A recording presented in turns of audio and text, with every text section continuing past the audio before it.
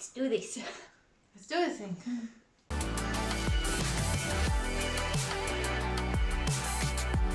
Hello everybody, I'm Anna. And I'm Michelle. And we're the two mythical unicorns. And today we're talking about our favorite things from 2020. Yay! Yay! There weren't many of them. There were a few good things during 2020. And we put them in this video. Yes. So we'll start with anime. Mm-hmm. And we decided to go with top 5. Yeah. But for anime, I've decided to only go with new ones and not with season 2, blah blah blah. Because there were a lot of good ones there, but I'm sticking to the new ones. And I only have 3. Fair enough. Yeah. 3. Because there were quite a few ones that weren't to standards. And I don't really have an order on these, so we'll just go. Yeah. So first one is Tower of God, and it's a fantasy series, and it's about a boy who can't remember where he comes from, and then he meets this girl, and she has decided to climb the Tower of God, and if you reach the top, you get a wish granted. So he follows her and is trying to climb the tower, and it's a dangerous tower. Next one is Jujutsu Kaisen, and it's also fantasy, but it takes place in like modern society, and there are spirits that ordinary humans can't see, and then there are those who fight the spirits, and it's about those people. Right. To keep it short. And it's the style of the anime is not my favorite, but the story and the characters are really, really good. And the third one is Keep Your Hands Off Isekai, which is a slice of life anime. It's about 3 girls if they're in middle school or in high school, not entirely sure, but they have a film club and they create films. Cute. Yeah, so that was it for the anime. Right. So films. Yeah. I tried to order them as much as possible, but yeah, take it with a grain of salt. Yeah. The first one I'm going to talk about is a Swedish film. Säg för Jönssonliv. Okay. Yep. Now this is sort of a Swedish classic. Yeah. And they've done a lot of these films, and this is the newest one with the newest actors and things. And I'm so nostalgic about these movies. Me and my brother loved them as children, so it's sort of, I can't actually say if the movie itself is particularly good technically, because it's so like, it's just a nostalgia trip really. But you enjoyed it. I loved it. Yeah. And it's so funny, and it's like, it's this gang of unlikely heroes. They're not heroes. They break into things and steal stuff. They're thieves. They're thieves. They're not heroes. But they are heroes of the story. Yeah. Because there are meaner people in it. Yeah. But yeah, they're a gang of crooks technically. Yeah. And it's great. And they're kind of not cut out for the life that they've chosen to lead. My first one is Birds of Prey, and it has a longer title, which I'm not even gonna try. Fair. But it's the story of Harley Quinn and what happens after the Joker breaks up with her. So it's sort of her, breaking free story. And it has moments when it doesn't make any sense. And you're not sure if what's happening is like a metaphor of Right. what's going on, or if it's actually what is happening.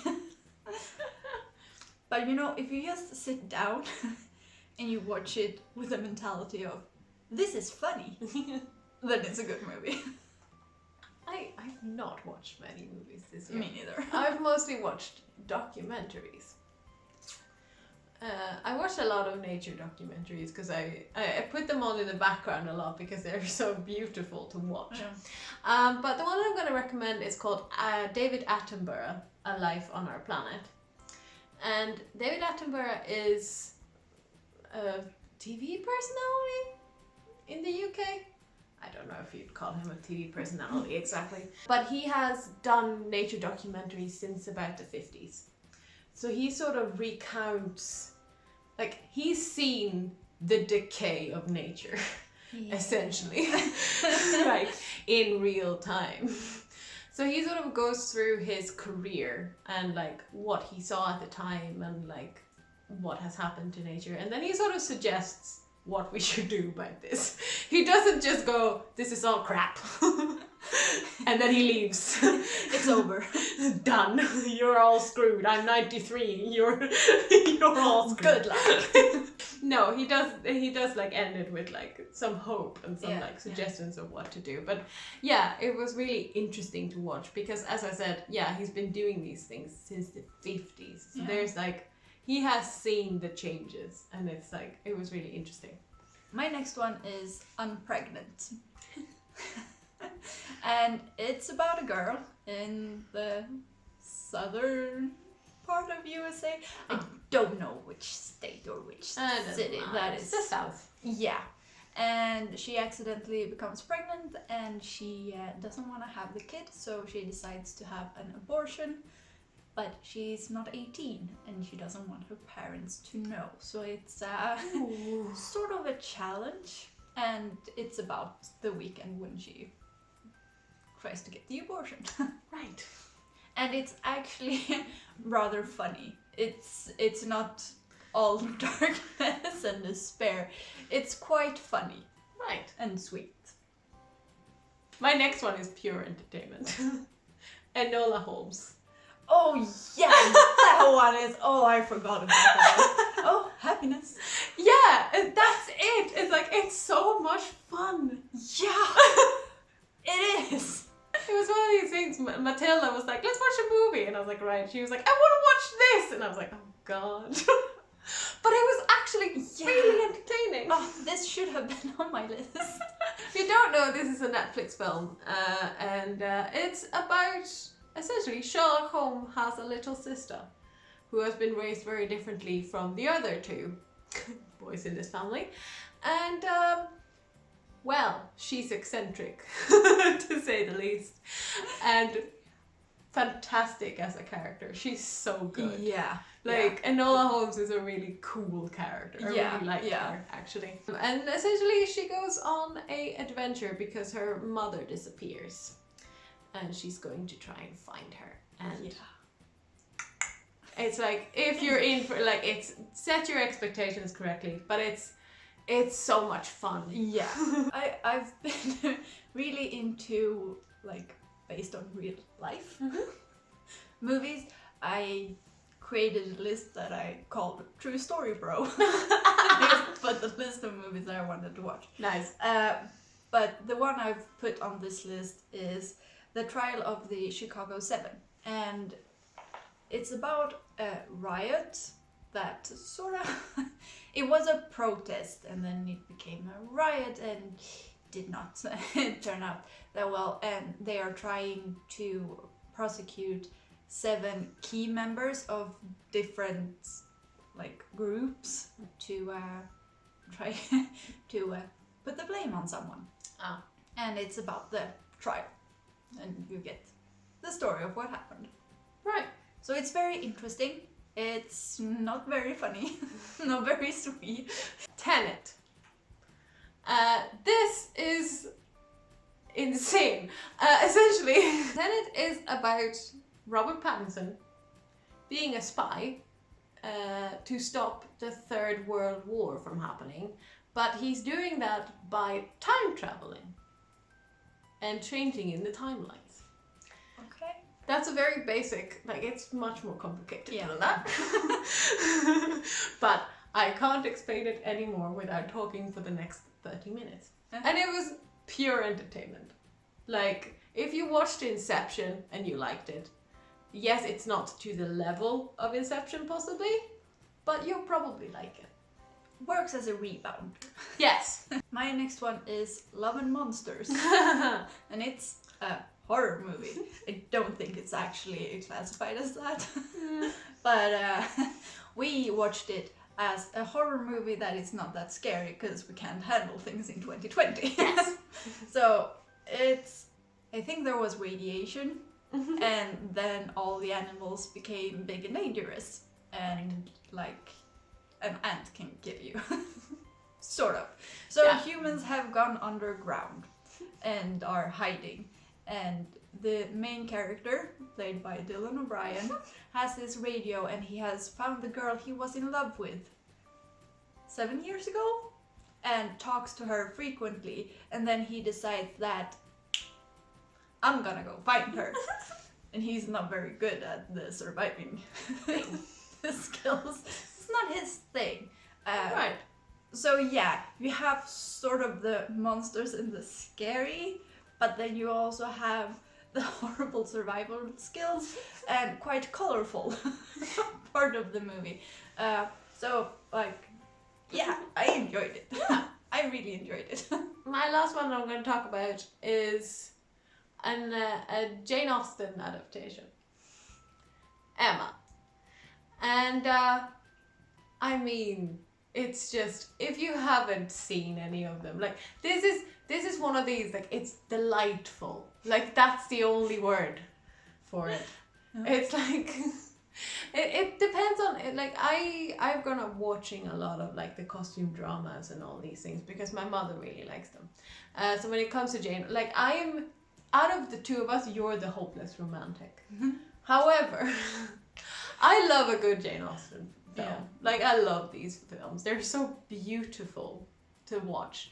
And this was really well done. And I really liked it. I liked all the characters. I liked all of the... Well, you don't like all the characters. That's never a thing. It's sort of the point. Sort of the point of it is that you don't like all the characters. You're like, you're actually horrible. But all of the actors were really good. And it was like, it's such a beautiful movie. Yeah, it was really good. And my last one is Lovebirds. And it's a Netflix movie. It's a comedy. It's about a couple that they're not doing too good as a couple. They sort of decide to break up. And then there's there are some criminal acts that they don't do, but people around them do, so they witness it, and then it takes a turn. But it's also a comedy. Right. So yeah, also pure entertainment. Shows. Yeah, series. My first one that I'm going to talk about is one of these that I'm not sure how I feel about it technically. Okay. And I mentioned it in my most anticipated last year. So this is Run by Donald Gleeson is in it, which is why I was like, I'm gonna watch that.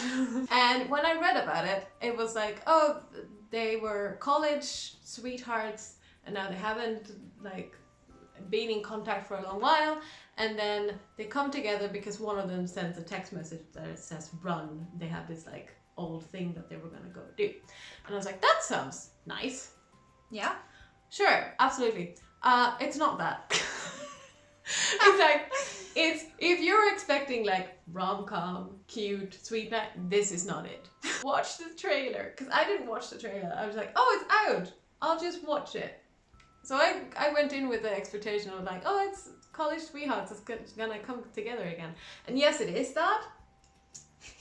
But there's a bit more to it. A bit. So essentially they had this agreement, like they broke up many years ago, and they had this agreement that if one of them texts run in like capital letters, they have to meet at the train station in New York to take the train from New York to LA, which is like across the country or something. Yeah. And that's how it starts off. One of them texts run, and they both rush to the train station. And you think it was gonna be like, sweet, it's not. There's still quite a bit chemistry between them, and they have like an interesting relationship. What you know at the beginning of this though is that she's married.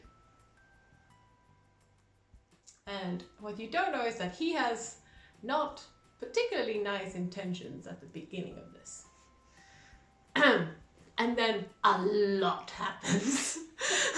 One of these where I was like, it ended and I was like, you did not do what I thought you were gonna do. Which can be both good and bad. Yeah. But also, I kind of hate you, but you were really good.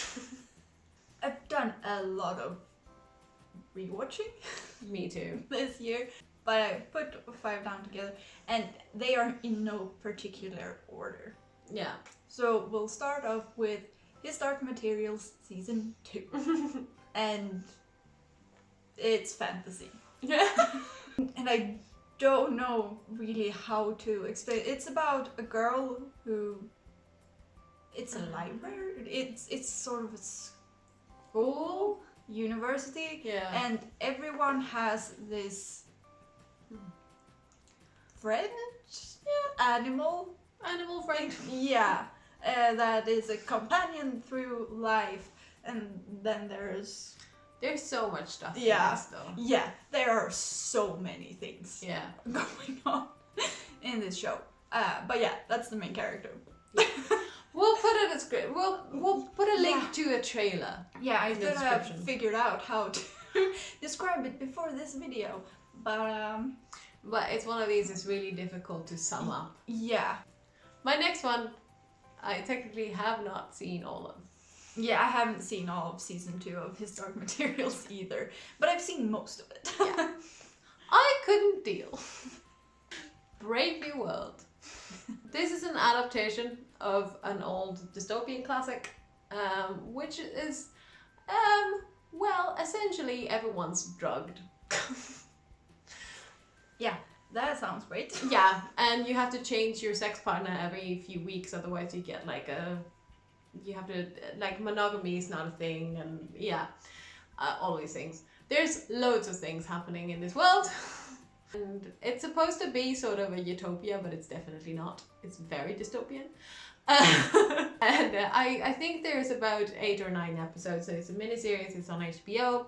I watched 3 or 4 episodes, and it's really well made, and the characters are well done, and the actors are good.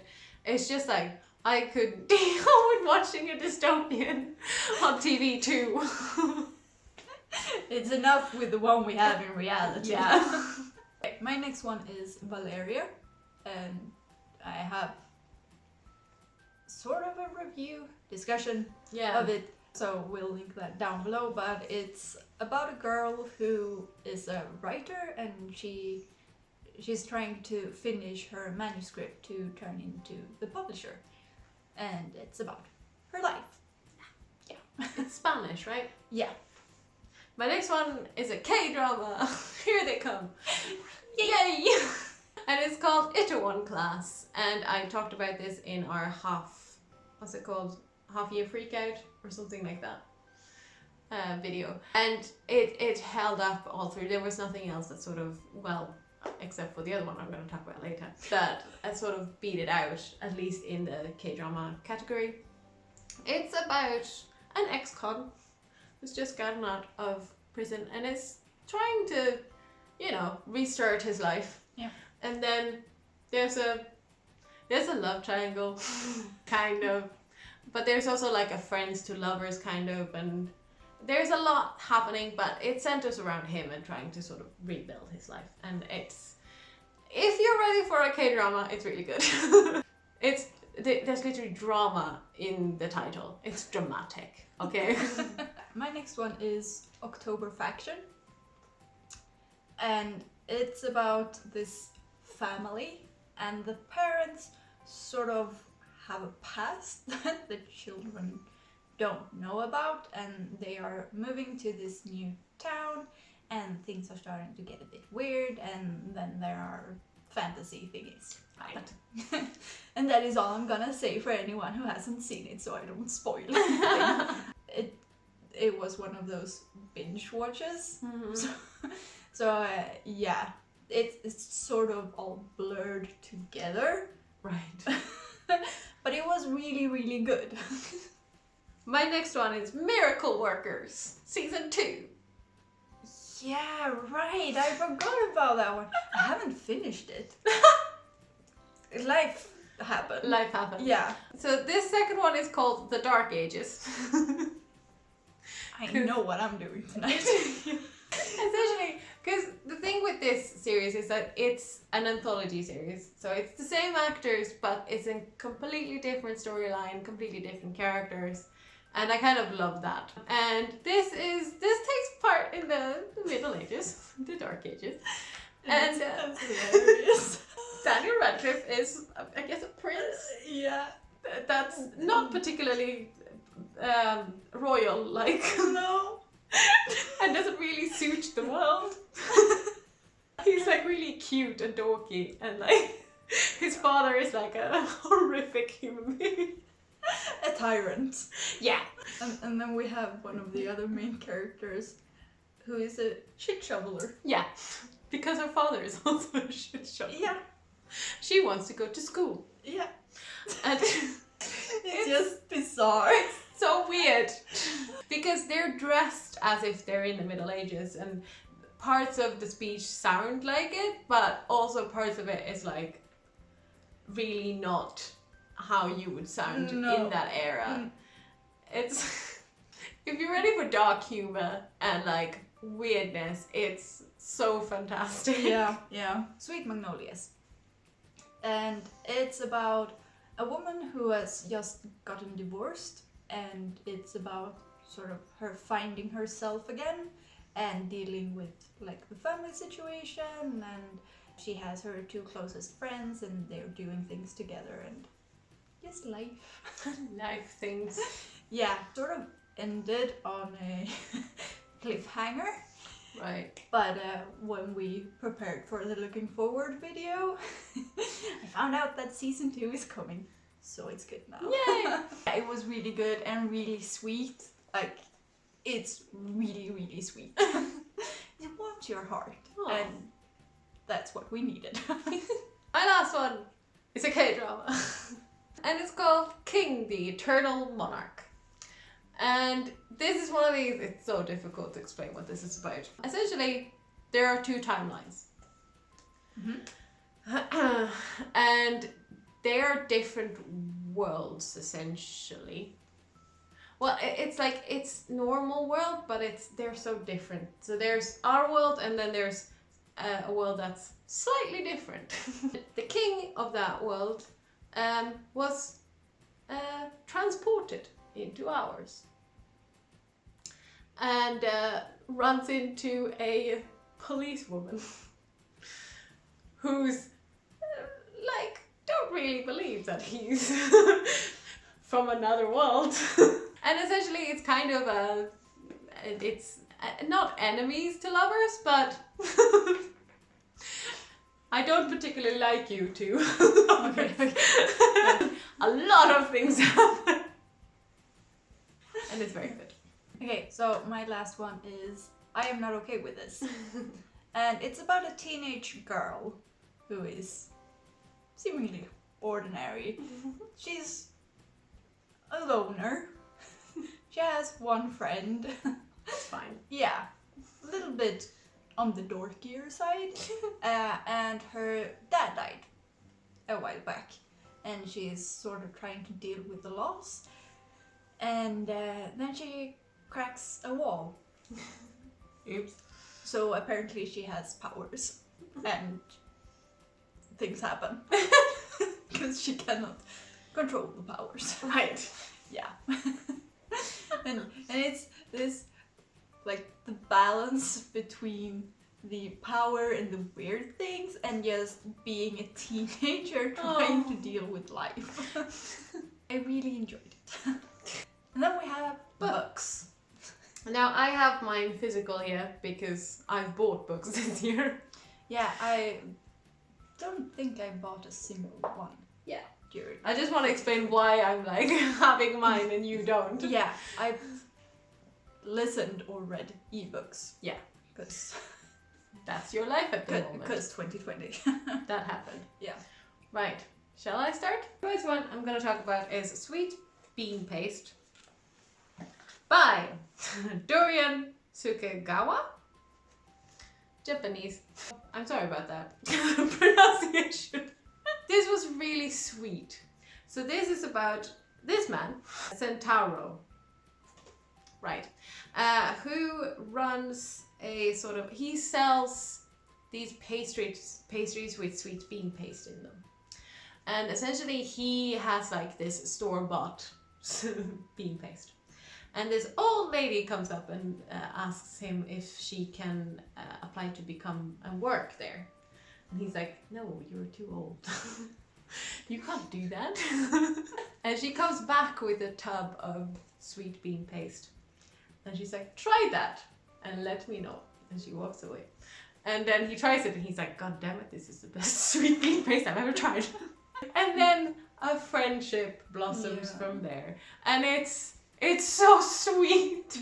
Yeah, they usually are. It's really good. So, on mine, I have Beetread. Yeah. That is what it's called. I know what it is. Yeah, okay. I tried to read more Swedish books and somehow... this is not a Swedish book. No. I realized afterwards. Yeah. But yeah, I consumed it in Swedish. Yes. By Emily Henry. Mm-hmm.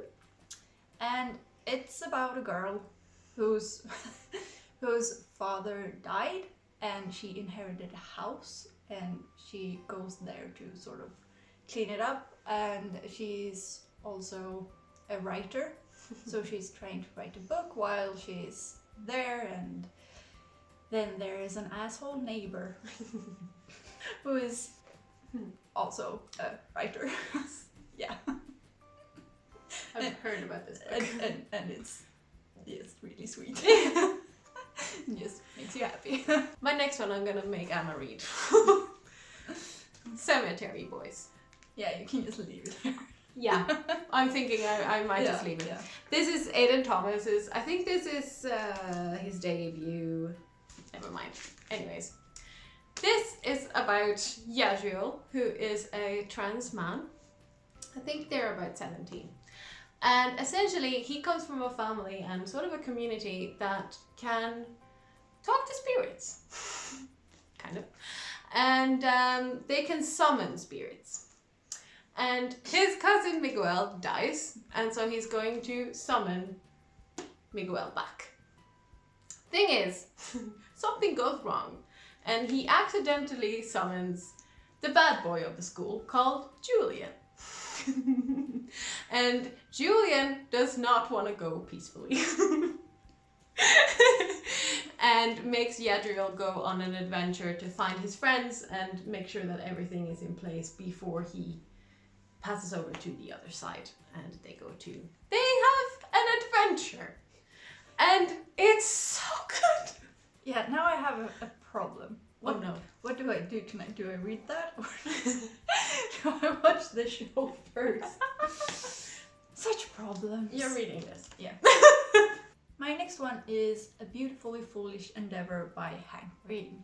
And it's the sequel to An Absolutely Remarkable Thing. Long titles. Yeah. And it's the sequel. And the first one is there are giant metal statues that appear everywhere in the world. And this girl, April, is sort of filmed by her friend in front of one. And then it just becomes a huge thing. Goes viral. Yeah. And sci-fi stuff. A lot of stuff happens. Yeah. Next one is no surprise to anyone, ever. The Invisible Life of Addie LaRue by B.E. Schwab. Is this your next one? Yeah. I mean... We are fans of B.E. Schwab. If anyone has missed that. Right. So this is about Addie LaRue, who makes a deal with the devil to live forever. But what she doesn't know is that... She makes a deal to be free. Yes. And a consequence of this is that she gets to live forever. Yes, but the bigger consequence is that anyone she meets will forget her. As soon as she leaves. They're peripheral, Yeah. essentially. She can leave no marks. Anything that she writes down disappears. She's a ghost in the world, and she just lives that way. And this is her story. Yes. And she might, happen to meet someone who, for some reason, doesn't forget her. Maybe. Possibly. It's really good. Yeah. Next one. The Miracles of the Nameya General Store by Keigo Higashino. I don't know. I'm just so happy I'm not the only one butchering Asian names anymore. I'm so sorry. This is a story that centers around a general store, and the setup is that there's a gang of criminals who go in there because it's empty. Mm-hmm. So they're hiding out. They found a hideout after doing things that they shouldn't have done, and so they're hiding out. And all of a sudden, they find letters that are coming in to the store. And they get kind of confused. And as they answer, they realize, because the letter disappeared when they answered. Mm-hmm. They answered this because there was a question asked. And they answered, and that letter disappears, and then they get another answer. Mm-hmm. And as time goes on, they realize that these letters are from the past. And that is the setup. There's loads of different characters, and they're all connected to the general store. And it's fantastic. It's so good. My next one is Infinity Sun by Adam Silvera. And it's sort of like our world, but then there are magical creatures and people that have magic. And the main characters are twins, and one of them is really, really set on getting powers. Right. But then their birthday comes and no powers. No. And then shit goes down. Yeah. I mean, the other ones were kind of in whatever order, but this is the favorite of the year. This is Almond by Won Kyung-son. South Korean. We do apologize. Yes, we're very sorry. And this centers around Jongjae, who was born with a brain condition that essentially makes that he doesn't understand feelings or feel them. He's not a psychopath. Because emotions isn't his thing. No, and he really can't read other people, at all. And this is your main character. And essentially, quite in the beginning of this, he loses his family, which is kind of his safety net. Because they understand him and they understand why he is as he is. And so he has to go to school. And it's essentially a coming of age with a very interesting main character and how he makes friends or tries to make friends. And it's really beautiful. I really loved it. It's so good. My last one is Kieran by Isabel Törnqvist. And it's the sequel to The Bird. But the second one is so much better. I love the second one. The first one was good. Mm-hmm. It had a good setup, but the girl is 12 years old, don't really relate, and then we come to the second one and it starts with these two men in the military. Yeah. Good thing happens. Yeah, and then it sort of connects, so it all comes together. It's about a girl who talks to a magical bird, and she sort of tries to learn magic. Right. Yeah. Sort of. We tried to keep this short. We did our best. We tried. That was it. That is it. Please let us know what your favorites were down in the comments, because we could always use recommendations. Mm-hmm. If you enjoyed this video, please give it a thumbs up. If you haven't subscribed already, please do that, and until next time. Bye.